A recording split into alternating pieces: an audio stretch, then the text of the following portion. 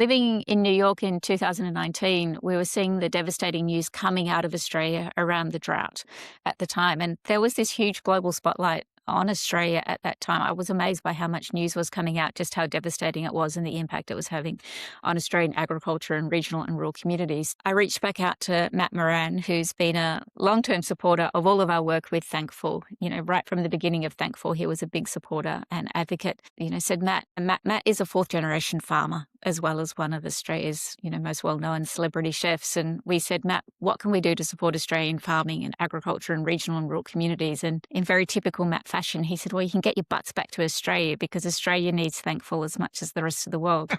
So we came back to Australia and we didn't want to presume that we knew what Australian agriculture and farming and regional communities wanted. So spent a lot of time talking to producers to really understand what they needed at the time, what type of support. And what became abundantly clear very quickly was that whilst they were enormously appreciative for the work and the support they were getting at that time, it wasn't really the narrative that they wanted, because it was a narrative of sympathy and charity and, poor farmers need our help.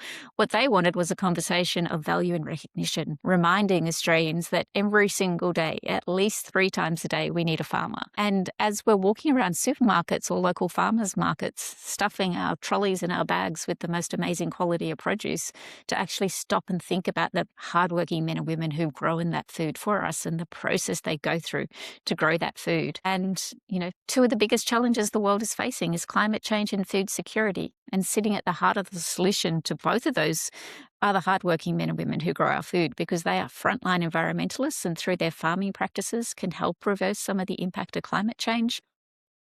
And they're also frontline food supply chains. So they feed us every single day. So we launched Thankful for Farmers at the end of 2019 to really set about changing that narrative around farming and agriculture. And so important too, because I think that when the environmental movement really became, I want to say a thing, but that's not right. When it really became part of the narrative, a community narrative, I feel like sometimes farmers were actually badly tainted in that process. They were considered to be part of the problem, not part of the solution.